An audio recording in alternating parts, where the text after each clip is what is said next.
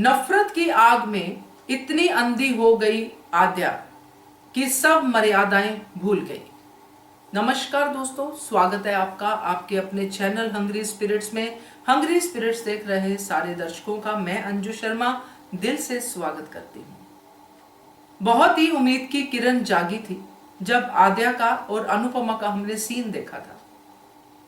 लगा था कि माँ बेटी में अट्रैक्शन फिर से जाग रहा है, मगर माँ की तरफ से तो कभी भी ऐसा नहीं हुआ कि अट्रैक्शन ना हो, प्यार ना हो। उसको तो पल पल अपनी छोटी ही याद आती है। मगर आद्या की तरफ से थोड़ी उम्मीद लगी थी, मगर आज जो प्री कैप में हमने डायलॉग सुना उससे ये सारी उम्मीदें जो है हमारी बेकार हो गई। आज जिस तरह अनुपमा के बारे में उसने बात की है उससे यही लगता है कि कुछ नहीं सीखा है इस लड़की ने, ना तो अनुपमा से ना ही अनुज से। चलिए बात करते हैं। पहले वही निवेदन, जिन्होंने अभी तक चैनल को सब्सक्राइब नहीं किया है कर लीजिए, साथ में दोस्तों बेल आइकन दबाइएगा ताकि आपको हमारे वीडियोस के नोटिफिकेशन मिलते रहे। आद्या एक अनाथ आश्रम से अडॉप्ट की गई बच्ची है। अनाथ आश्रम के बच्चों का जीवन क्या होता है ये हम सब जानते हैं। अगर वो अनाथ आश्रम में ही रह जाते हैं तो किस तरह की लाइफ उनकी आगे मूव ऑन होती है। वो बच्चे बड़े किस्मत वाले होते हैं जिनको पेरेंट्स मिल जाते हैं। कल ऐसे ही मैं कुछ गाने सुन रही थी जिसमें कि मुकद्दर का सिकंदर फिल्म का एक गाना था, वो साथी रे तेरे बिना भी क्या जीना। ये गाना प्ले होने से पहले अमिताभ बच्चन जी का एक डायलॉग प्ले हुआ, क्योंकि उस फिल्म में अमिताभ बच्चन भी एक अनाथ बच्चे से ही एक बड़े आदमी बनते हैं, तभी उनको मुकद्दर का सिकंदर का खिताब मिलता है। तो उसमें उन्होंने बड़ी क्लियरली ये बात बोली, क्योंकि वो एक चैरिटेबल शो था जिसमें जो सीन उसमें फिल्माया गया है कि जिसमें अनाथ बच्चों के लिए एक चैरिटी शो किया जाता है।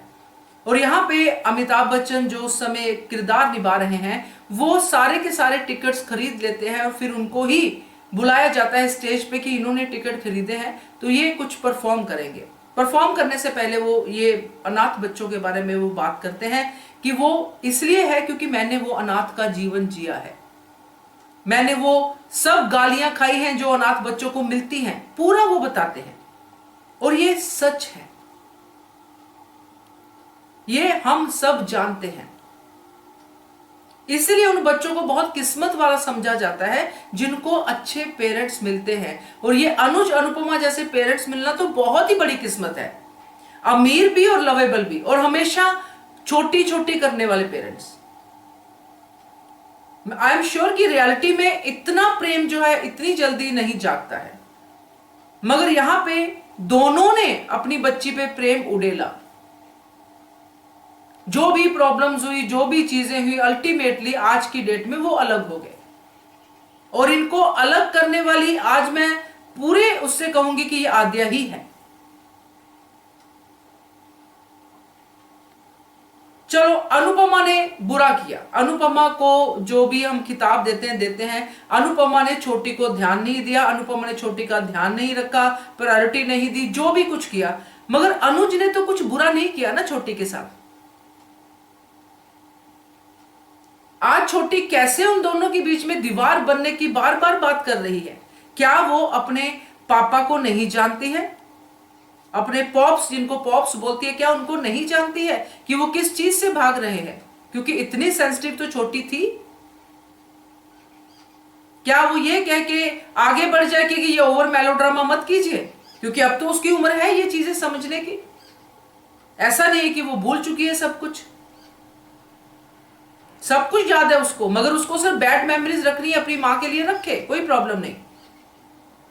मगर पिता की वो जर्नी को भी तो उसने देखा होगा जो 5 साल उसके साथ साथ निकली है।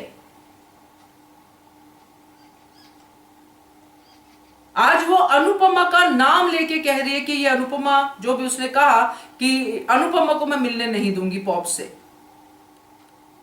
तो ये मम्मी से अनुपमा कब बन गई ये मुझे तो समझ में आया नहीं। क्या इतना ही आसान है छोटी के लिए? बहुत सारे ऐसी जो हमारे व्यूअर्स हैं जो कहते हैं कि बताइए, कल परसों ही था हमारे लाइव सेक्शन में ही था कि आप बताइए कि अनुपमा ने छोटी के लिए किया क्या है। कहां पे प्रायोरिटी दी है अनुपमा ने छोटी को। तो मैं तो ज्यादा नहीं कहूंगी क्योंकि बहुत डिटेल में जाने की जरूरत नहीं है। मैं ये कहूंगी कि जो प्रायोरिटी अनुपमा ने छोटी को दी है वो तो अनुज की अपनी मां ने उसको नहीं दी। अनुपमा अपने सारे सपने छोटी के लिए छोड़ के आ गई, मगर अनुज की मां ने तो अपने सपनों को प्रेफर किया। तो अनुपमा की प्रायोरिटी तो यहीं पे खत्म हो जाती है।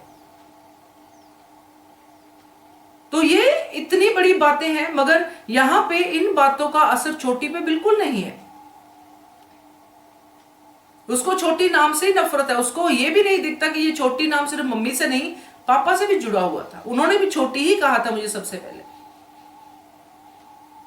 तो जिस बच्चे को इन सब चीजों की कदर नहीं है, जो अपनी ही नफरत को बढ़ाता जा रहा है, कम नहीं करने की कोशिश कर रहा, बल्कि अपने ही पेरेंट्स को दूर करने की कोशिश कर रहा है और अपनी ही दुनिया में बनाए बैठा है कि मेरा पापा इससे खुश होगा, मेरी मम्मी इससे खुश होगी कि छुट्टी आती है, मगर ये औरत, अनुपमा नाम की औरत मुझे नहीं चाहिए जिंदगी में। तो ऐसे इनसेंसिटिव बच्चे को कैसे हम जो है कह सकते हैं कि ये बच्चा जो है आगे जाके इनका भला ही करेगा। हो सकता है आगे कुछ अच्छा सीन आए जिससे हमें फिर से लगे कि कोई उम्मीद की किरण जागे। मगर आज जो डायलॉग सुना मैंने, मुझे सच में बड़ा अफसोस हुआ, क्योंकि एक तरफ एक मां है जो आज भी याद करती है, रोती है, एक तरफ ये बच्ची है जिसने सिर्फ एक ही लाइन दिमाग में बिठा ली है, जबकि इसके आगे इसके पीछे बहुत कुछ ऐसा हुआ है। मैं हमेशा ये चीज आपसे शेयर करती हूं कि आम घरों के बच्चों का जीवन और अनाथालय में पले 8 साल बच्चे का जीवन बहुत अलग होता है। वो बच्चे जिंदगी में जल्दी मैच्योर हो जाते हैं, जो हमें इस धारावाहिक में दिखाया भी गया है। तो क्या अनुज अनुपमा के साथ रह के उसकी वो मैच्योरिटी खत्म हो गई? उस मैच्योरिटी पे जो है बचपन ने ले लिया, जो आम बच्चों के साथ, जो घर में पलते हैं बच्चे, उनके साथ होता है? क्या होता है? तो ये जो आज बिहेवियर दिखा है, प्री कैप में पूरा सीन देखेंगे, उससे बहुत डिसअपॉइंटमेंट हुई है। आप भी बताइएगा क्या है आपका कहना है इसके बारे में, कमेंट कीजिएगा। देखते रहिए channel Hungry Spirits. Thank you so much. Subscribe to our channel by clicking the subscribe button. Click the bell button and enjoy the latest uploads from our channel.